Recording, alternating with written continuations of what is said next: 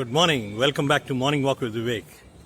Okay, so आज एक बड़े मैं बात करने जा रहा हूँ कुछ बेसिक्स एलिमेंट्री की कि ईश्वर ने हमें दो बड़ी ज़बरदस्त चीज़ें दी हैं, एक सोचने की क्षमता और एक एबिलिटी टू स्पीक। सोचने की क्षमता ये हमारे ऊपर में है कि हम कैसा सोचते हैं, क्या सोचते हैं। सोचने की क्षमता कि हम क्या सोचते हैं, किस तरीके का सोचते हैं, बिकॉज सोचना ही हमारे थॉट प्रोसेस ही हमारी सारी ज़िंदगी की अचीवमेंट्स को, एक्टिविटीज़ को बदलेगा। और सवाल ये उठता है कि हम सोचेंगे किस हिसाब से। सोचेंगे हम उस हिसाब से जो हमारा सराउंडिंग है, हमारी एसोसिएशन है, जो कुछ हम देख रहे हैं वही हमारा थॉट प्रोसेस भी डिफाइन करेगा। तो आज ज़रूरत इस बात को है कि हम अपना थॉट प्रोसेस चेंज करने के लिए, अपनी सोच को बदलने के लिए अपना सराउंडिंग बदले, अपने आप को इन्वॉल्व करें, अपने आप को एसोसिएट करें उन लोगों से जिनको कि हम शायद अपना आइडियल मानते हैं या जिनके जैसा हम बनना चाहते हैं, जिनके जैसे हम सोचना चाहते हैं। तो बेस्ट तरीका क्या है? चैलेंज ये है कि हम तो चाहते हैं उनके जैसा होना, हम चाहते हैं उनके साथ में रहना जिससे कि हम उनको एम्यूलेट कर सकें, उनकी हर चीज़ की एक्टिविटी को हम देख सकें, लेकिन ये पॉसिबल नहीं है क्योंकि वो शायद हमारे साथ नहीं होना चाहते, है ना। तो इसके लिए बहुत ही बढ़िया तरीका मैं आपको बताऊं कि जो पुराना तरीका है लेकिन वो आज भी कारगर है, वो ये है कि हम बहुत पढ़ें, हम सक्सेसफुल बायोग्राफीज़ पढ़ें, सक्सेसफुल लोगों के बारे में जानकारी लें, जिस इंडस्ट्री में हम काम करना चाहते हैं वहाँ के पायनियर्स के बारे में जानकारी लें। देखिए, समझने बहुत ही इम्पोर्टेंट है ये, बिकॉज रीडिंग जो है बहुत ज़बरदस्त काम करती है। रीडिंग जो है क्यों करती है, मैं थोड़ा सा इस पर आपको रोशनी डालूंगा। देखिए, जब हम बोल रहे हैं, जैसे इस समय मैं बोल रहा हूँ, although I have thought about it, but कई शब्द, कई जुमले, कई लफ्ज़ ऐसे निकल सकते हैं जो शायद मैं बाद में इसको जब मैं रिव्यू करूं तो हो सकता है कि मैं सोचूं कि नहीं, I should have spoken this in a better way. But when I write something, when you write something, तो आप you want to deliver the best. आपको नहीं जम रहा, आप उसको यू टेयर इट ऑफ, लेकिन वो प्रिंट में तभी जाएगा when you given your best. तो मेरे लिए हमेशा वैल्यू ये करता है कि मैं जो भी व्यक्ति है जिसको मैं एम्यूलेट कर रहा हूँ उसके बारे में अगर कुछ लिखा हुआ मेरे को मिल जाए, कुछ पढ़ने को मिल जाए, तो मैं वो ज़्यादा प्रेफर करूँगा। Number one. नंबर टू, ज़रूरत यह है कि नंबर टू, लिखता कौन है?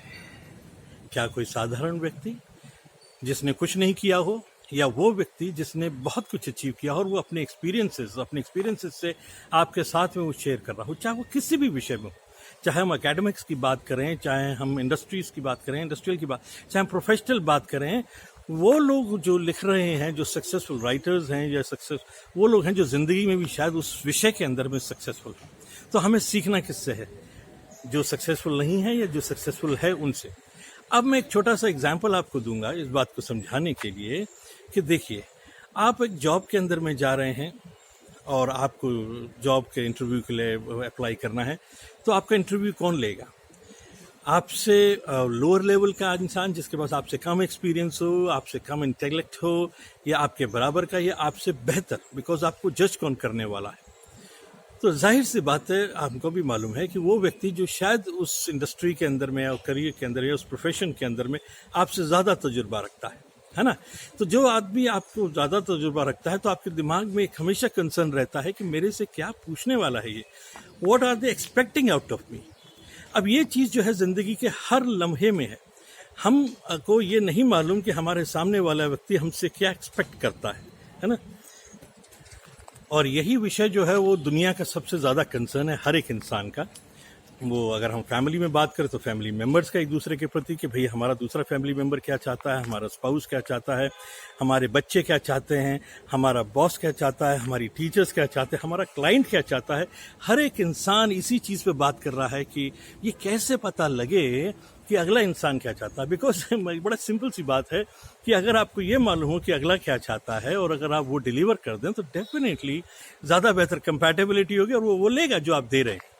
So the life becomes much more easier when we know what the other person wants.